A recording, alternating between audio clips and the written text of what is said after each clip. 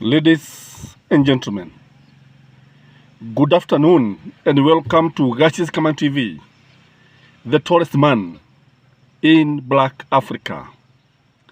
Raila Amolo Odinga has clearly stated that he is not interested with the handshake of William Ruto.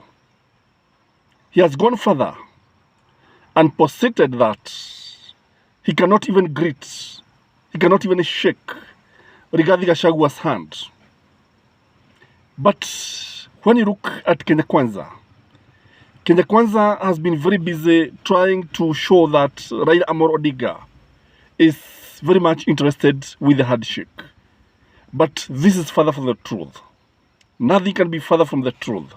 Raila Amolo Odinga amesema wazi kabisa kwamba yeye hataki kusikia kwamba anaweza kuhusishwa na serikali ya William Ruto.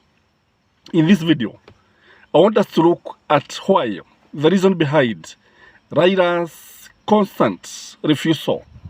And because when you listen to Raila Amolo Odinga, jambo moja ambalo linatokea ni kwamba amejitokeza kama mtu mwenye simamo dhabiti, mtu ambaye amesema wazi kwamba hataki kwa vyovyote vile kuhusishwa na serikali ya William Ruto. Hataki. Once bitten, twice shy. Na mtu ambaye amewahi kuumwa na nyoka au napo ungongo huruka juu sababu nafikiri ni nyoka. Remember, he was in Raila'S, in Uhuru Muigai's Kenyatta's handshake, and this did not go down well. So the first reason, in my view, why Baba does not want any handshake with William Ruto is because I am one person who strongly believe that Raila's end game plan is very different and very, very complicated. Many people don't even understand. In fact, some of the people who are working with Baba do not even understand his game plan, the end game plan. And I told you that one of the reasons why he has been insisting that people should camp to the CBD is because anataka watu wote wakae pale mpaka William Ruto angatuke, until William Ruto afanye vile ambavyo Azimio inataka, kufunguliwa kwa servers, bringing the price of commodities down, and the other thing is the reconstitution of the IEBC. And until those things are done, I can tell you, Baba will not rest. But one big question that we should ask ourselves, what if William Ruto completely refused to open the servers? And by the way, do you think the government is going to facilitate the independent audits of the IEBC servers? Do you think it's going to allow this? Because one of the reasons I believe that the government will not allow this is because I believe the same servers contain the 2013 and 2017 and even 2022 general election results. Yeah, that is one major reason why I believe that IEBC will only open the servers at gunpoint. That is why I believe that William Ruto is not going to facilitate the audit, independent forensic audit of the servers. Hili jambo ambalo halitatokea. But when it comes to the price of commodities, something like fuel, something like school fees, something like UGA, I believe it is just a matter of time before William Ruto buy that idea. Kwa sababu kile ambacho tunaona ni kwamba this is one idea that is very, very popular with the masses. Hili swala la bei ya bidhaa, hili swala la karo ya shule, hili swala ni swala ambalo linaungwa mkono na watu wote, especially at a time like this when we know that William Ruto has lost the support of the hustlers. They are no longer listening to him. They are no longer buying the idea of the bottom-up economic model. Wanaona kwamba walichezwa. Wanaona kwamba it was not serious. They have realized that this was just a campaign gimmick that was meant to ensure that the hustlers voted for William Ruto. because the facts on the ground shows that William Ruto did not form government in Maboga. Hakuunda serikali na mtu wa mkokoteni, hakuunda serikali na mchoma mahidi, hakuunda serikali na matani boy na mautigo na nini. It was just a gimmick. Kwa hivyo kile ambacho kipo ni kwamba the idea of lowering the price of commodities, I can tell you, William Ruto is going to give in on that demand. And even the IEBC servers, that one is not going to give in. But the constitution of IEBC atakubali, kwa sababu jambo moja ambalo litamfanya kubali is because he believes that if he was able to win the elections when he was not in government, then the 2027 elections, if at all will be there, is for him to lose. But now, as hustlers, as voters, as Kenyans, as Africans, we should ask ourselves one question. If the servers are not opened, what options are there for Raila Amolo Odinga? What is he going to do? Atafanya nini? Atangangana na William Samoei Ruto mpaka lini? One thing I know is that Raila has option B. And this option B is going to get the government flat-footed. The government will be caught unawares. Although the government has the intelligence, I believe what Raila has in his sleeves is something that is radical. It is something that is revolutionary type kind of thinking. The plan will need you to be glued and to follow Raila Amolo Odinga in every move. When you watch Raila Amolo Odinga, kitu kimoja ambacho kinajitokeza wazi ni kwamba the man is now very bold. The man is not even giving an inch. He's not even retreating. He's not ready to budge. He's not ready to blink. Then what is this that he has in his sleeves? If you ask me, I can reveal to you that I think Baba is going to form his own company. Yes, he's going to form his own company whereby the blue nations will be able to be shareholders of Baba's company. That is what I'm thinking. And it is not difficult to form a company. What we need is just a referendum. And if the referendum will be held, and the Baba aseme ya kwamba anataka kuunda kampuni mpya, if this happens, I can tell you, the company will be formed. I can tell you, that company will be formed, and most likely it will be a very profitable company.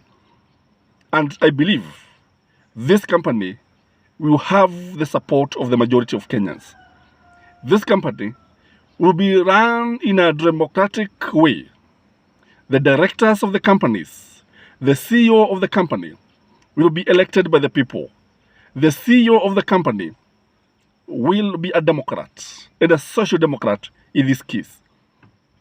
It may take long, but I can tell you, when you look at the divisions that are happening in this country, ukiangalia vile ambavyo watu wengine wanaona ya kwamba they are more Kenyans than others. Wengine wanaona ya kwamba wao ni kama nchi ni yao. Wengine vile vitisho ambavyo wanatolea watu wengine. Kule hata kule kuhakikisha kwamba baadhi ya watu wafuasi wa Azimio wanatiwa kizuizini, wanatiwa baroni, and they are arrested arbitrarily without much reason. Kile ambacho tunaweza kusema ni kwamba these people can only for sure support the company that Baba is going to form. These people can only vote in a referendum that they want their own company. And Gachagua will be left with this company. And one thing also I've noted is that the people of the mountain, they are moving in doves in Raila'S camp. Wengi wanaona kweli huyu mtu kuna jambo ambalo huwa anasema. Huyu mtu ukiangalia, in fact, even if you look at this channel, the number of Kikuyus here, there are so many. There are so many. The number of Kikuyus who follows this channel and many other channels are so many. The number of Kikuyus who calls me and tells me they're in agreement with Raila Amolo Odinga, ni maelfu na maelfu. Hardly a day passes bila kupata tuseme kwa mfano watu kama 10 hivi kutoka sehemu za Mlima Kenya wakisema ya kwamba wao walimpigia Kenya Kwanza kura, but today if they were to vote again, either they would not vote or they would vote for Martha Karua and Raila Amolo Odinga. So baba anajua vizuri sana ya kwamba swala hili ni swala ambalo lina ugwaji mkono wa hali ya juu sana. And if this happens, what will be left for the original company?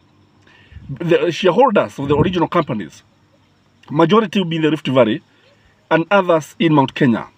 But I can tell you, the people of the mountain, majority of them would move with the Blue Nation, the Blue Nation company.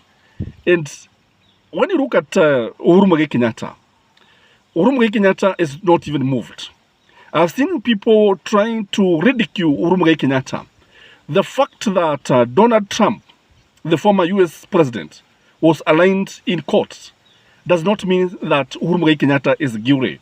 Kile ambacho tumeona ni kwamba we saw people like Ishongwa wakijaribu kuonyesha kwamba hata yeye anaweza kujiwa, hata yeye anaweza akafuata akapatwa na yale ambayo yalimpata Donald Trump. Indeed, they are talking about things that happened in during the elections. But all what we know is that these elections were contested. So there's no need of trying to atikutisha Uhuru Muigai Kenyatta. Ati yeye pia anaweza kujiwa, anaweza pia kujipata kwenye mahakama akijibu mashtaka ya kihalifu hapa na pale. This should not happen in this country, because what is happening, wakati watu wanaendelea kuogea hivi, wakati watu wanaendelea kulaumiana hivi, wakati watu wanaendelea kuzozana hivi, kile ambacho kinaweza kutokea ni kwamba you create a lot of bitterness, you create a lot of conflict, you create a lot of division, and you are failing this great nation.